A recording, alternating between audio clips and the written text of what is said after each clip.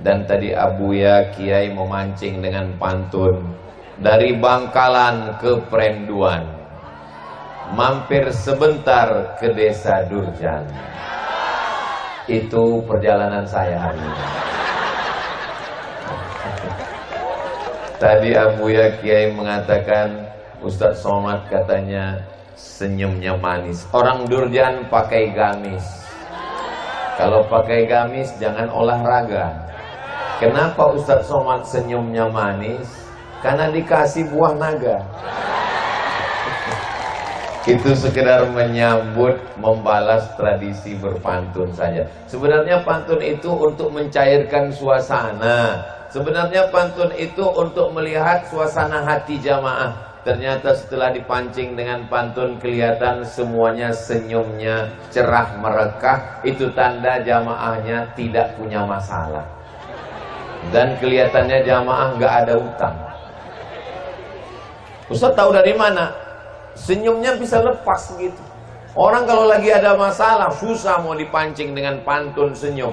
Senyum pun paling sedikit-dikit. Tapi tadi senyumnya Masya Allah, kelihatannya semuanya keluarga sakinah, mawaddah warahmah. Keturunannya insya Allah soleh dan solehah.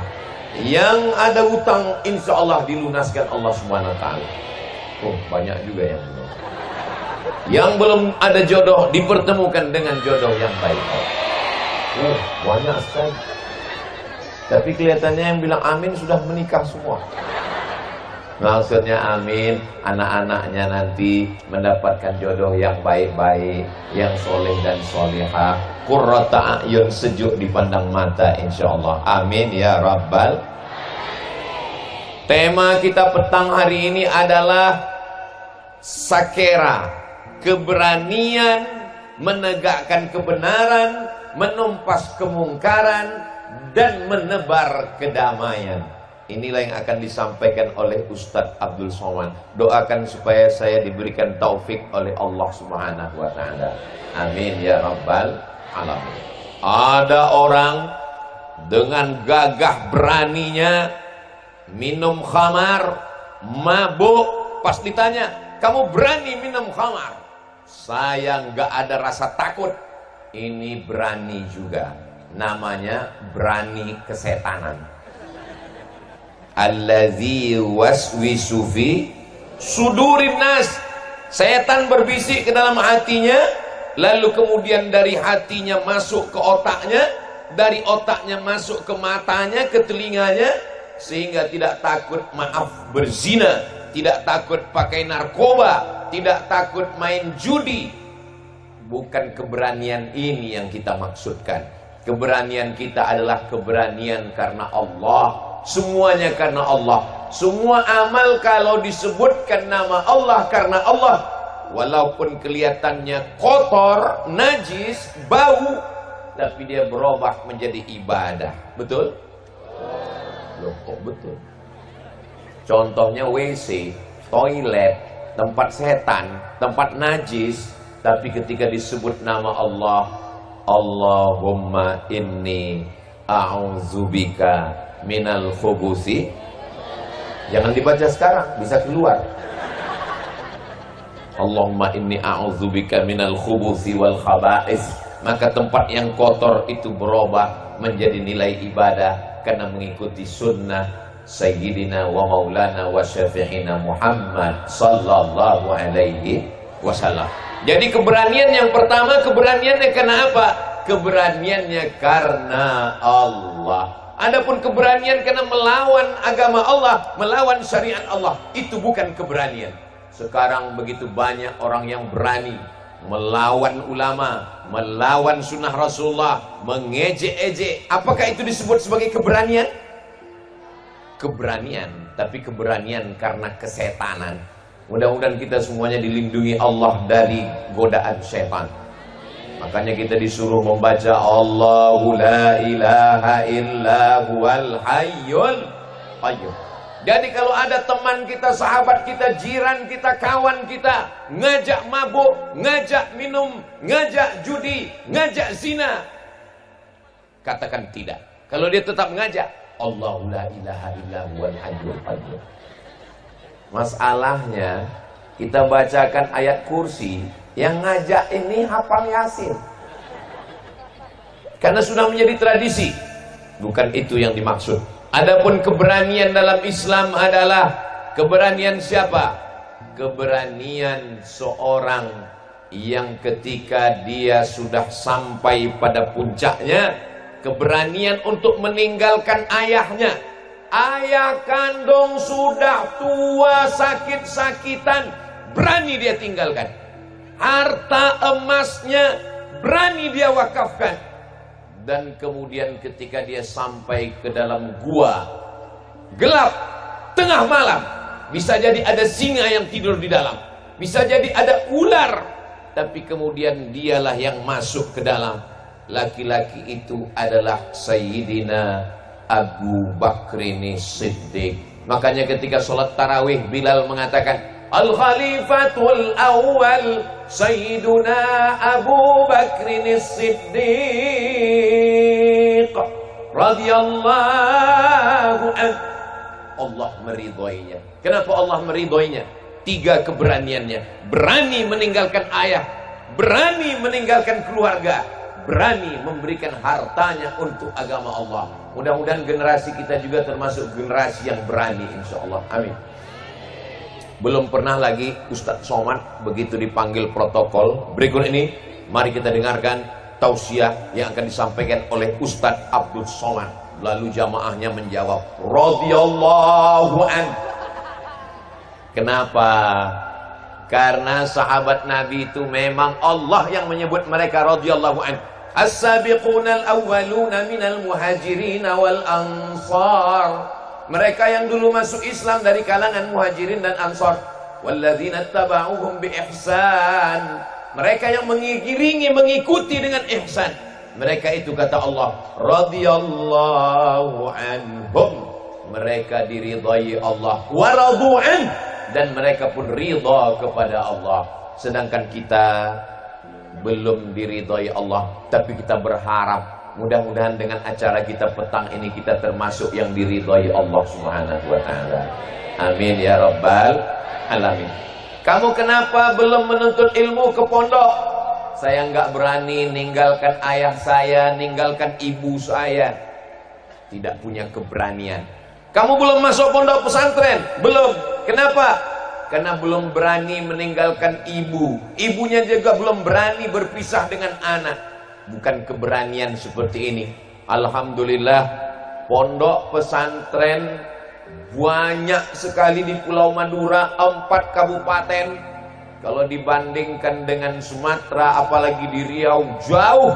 Ini menunjukkan dengan banyaknya pondok pesantren berarti orang-orang berani mewakafkan tanah, berani berpisah dengan anak, berani untuk menuntut ilmu.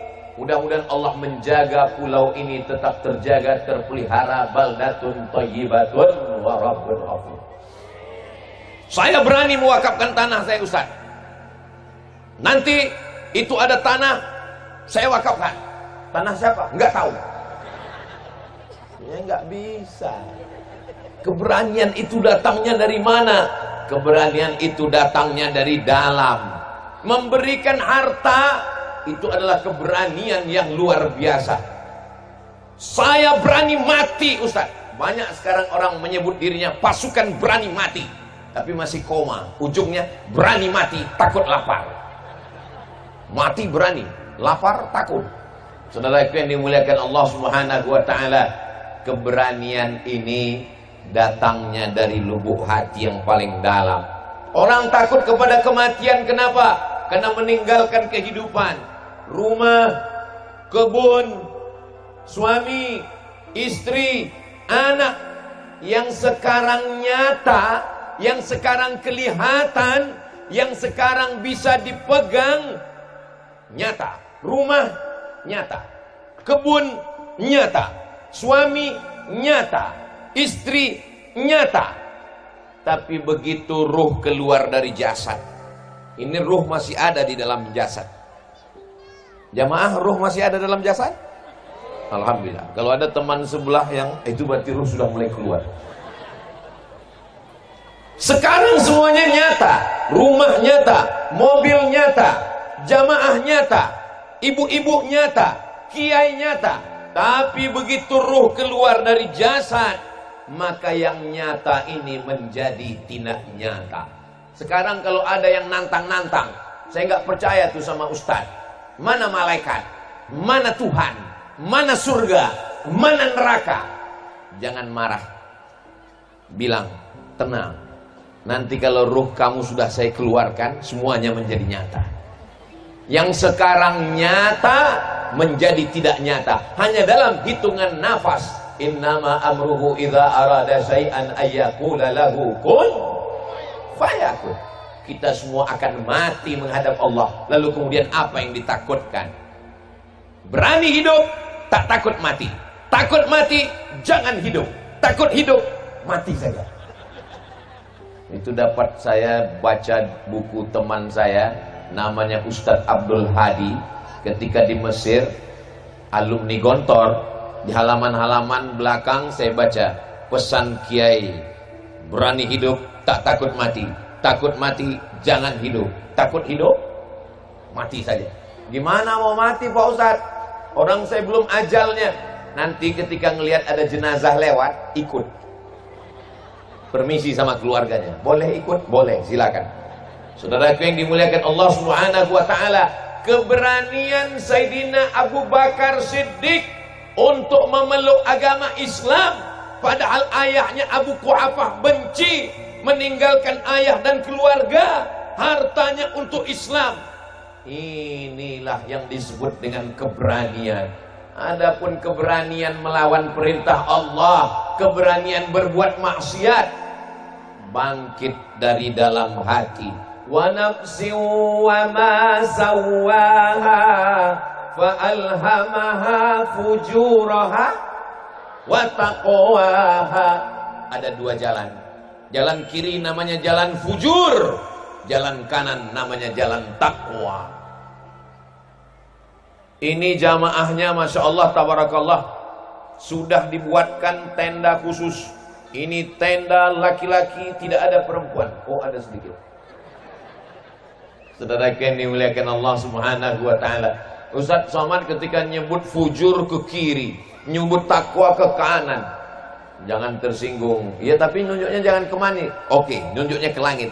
Fujur, takwa. Jadi kita ini tinggal memilih saja apa yang mau kita pilih. Ibu Hajah Siti Romlah beserta keluarga mau buat pengajian di desa Durjan, maka perlu keberanian ngurus izin ke desa, ngurus izin polsek, polres, dan kemudian tim yang menyusun semua acara ini sehingga terselenggara dengan baik. Masang videotron di belakang, masang sound sistemnya. Suara saya jelas sampai ke belakang Bapak Ibu? Alhamdulillah. Suara jelas Ustaz, wajah Ustaz yang nggak jelas. Saudara yang dimuliakan Allah Subhanahu wa taala. Lalu kemudian ada orang bercerita tentang seorang anak muda yang sangat berani dan perkasa. Dialah yang membebaskan satu kota yang dibangun oleh kaisar raja paling hebat di dunia. Nama raja itu Kaisar Konstantin. Siapa namanya? Konstantin. Dia bangun satu kota namanya Konstantinopel. Lalu kemudian anak muda ini menaklukkan Konstantinopel. Dia robah nama kota itu menjadi bukan namanya. Dulu orang kalau buat nama kota itu nama dia. Raja namanya Konstantin, dia buat kota Konstantinopel. Jadi seandainya saya ini raja, membuat kota, nama kotanya Somadinopel. Lalu kemudian anak muda ini merubah kota itu menjadi kota yang Islam. Nama anak muda itu adalah Muhammad Al-Fatih. Dia tidak menyebut nama kota itu kota Muhammad, dia tidak menyebut nama kota itu kota Al-Fatih, tapi nama kota itu adalah Istanbul. Mudah-mudahan panjang umur, sehat badan, kita bisa ke Istanbul insyaallah. Ada 3 versi. Karena beda tanggal lahirnya, beda ikhtilaf tentang tahun lahirnya, akhirnya ulama 3 versi menetapkan umur Muhammad Al-Fatih. Ada yang mengatakan umur Muhammad Al-Fatih 19 tahun, ada yang mengatakan 20 tahun, ada yang mengatakan 21 tahun waktu dia merebut Konstantinopel. Kira-kira anak umur 19 tahun itu anak muda atau sudah tua? Anak muda. Ini yang hadir ini semuanya anak muda. Oh enggak Pak Ustadz, kami sudah tua. Saya tidak melihat orang tua. Yang saya lihat adalah anak muda yang terjebak di tubuh yang tua. Siapa yang datang pengajian, siapa yang datang ngaji, maka dia adalah anak muda. Amin. Siapa yang duduk di rumah, selonjoran enggak mau ngaji, enggak mau ke pondok, maka dia adalah panti jompo walaupun masih muda. Karena yang dilihat itu bukan fisiknya, yang dilihat bukan umurnya, tapi yang dilihat adalah semangatnya. 28 Oktober 1928 namanya Sumpah Pemuda, tapi isinya ternyata orang tua. Loh, kok disebut dengan Sumpah Pemuda? Karena yang dilihat bukan orangnya, bukan umurnya, tapi yang dilihat adalah semangatnya. Maka saya melihat yang hadir ini semuanya adalah pemuda-pemuda insyaallah. Amin. Saudaraku yang dimuliakan Allah Subhanahu wa taala, maka Muhammad Al-Fatih keberaniannya luar biasa, umur 19 tahun. Hari ini kalau kita tanya anak umur 19 tahun, kamu umur berapa? 19 tahun. Muhammad Al-Fatih 19 tahun sudah merebut Konstantinopel. Kamu merebut siapa? Saya merebut hati dia.